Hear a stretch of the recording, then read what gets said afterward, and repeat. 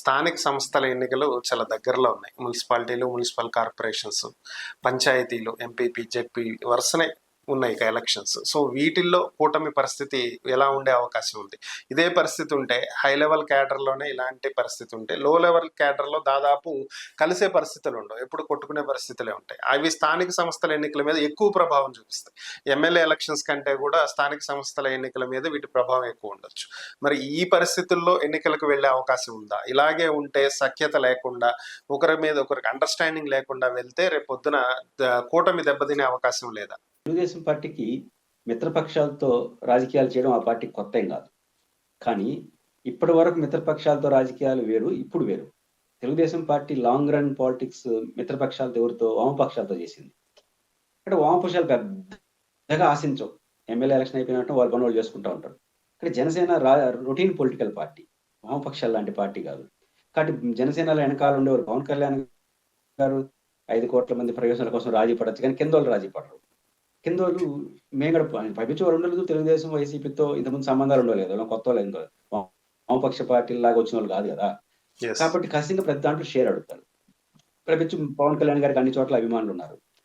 కాబట్టి షేర్ ఇస్తే ఒక సమస్య ఇస్తే తెలుగుదేశం పార్టీ అవకాశాలు కోల్పోతుంది. ఈకపోతే వాళ్ళు అట్ అవుతారు. కాబట్టి ఇప్పుడు రేపు ఎలక్షన్ జరిగింది అనుకోండి, పవన్ కళ్యాణ్ గారు 5 కోట్ల మంది ప్రజల ప్రయోజనాల కోసం మీరు ఎనాల్సిందంటే ఆయన బాగానే ఉంటుంది. ఇక్కడ ఓట్లు వేయాలి కదా. మీరు అన్నట్టు ఒక ఎమ్మెల్యేని అయితే పిలిచి మాట్లాడతారు, జాగ్రత్తగా ఉండి హెచ్చరిస్తారు. అతనికి మళ్ళీ సీటు కావాలి కూడా భయపడతాడు. ఇప్పుడు వార్డులో ఉన్న కార్యకర్త ఊరికి భయపడతాడు, ఊరు మాట ఊడింటాడు.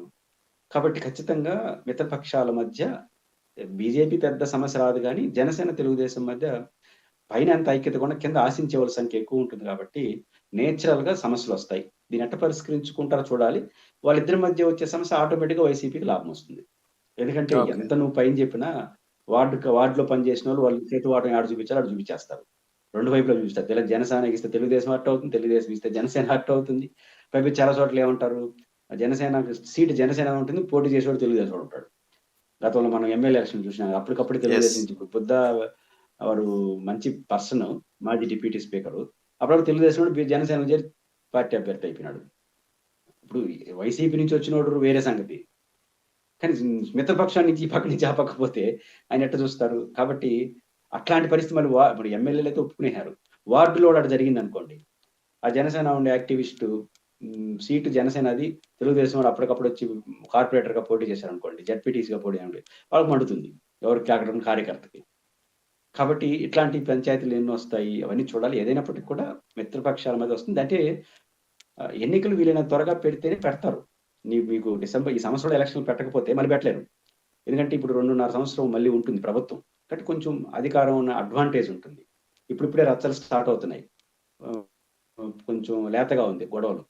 కానీ ఇంకొక 1 year దాటింది అనుకోండి, గొడవలు ముదిరిపోతాయి, ప్రతిపక్షం ముదిరిపోతుంది, పరిస్థితులు అధికారం కూడా 3 years అయిపోయింది అనుకోండి, అధికారులు కూడా తేడా వచ్చేస్తుంది. ఏమో మళ్ళీ జగన్ వస్తే మనకి ఎందుకు కరమని న్యూట్రల్ అయిపోతారు.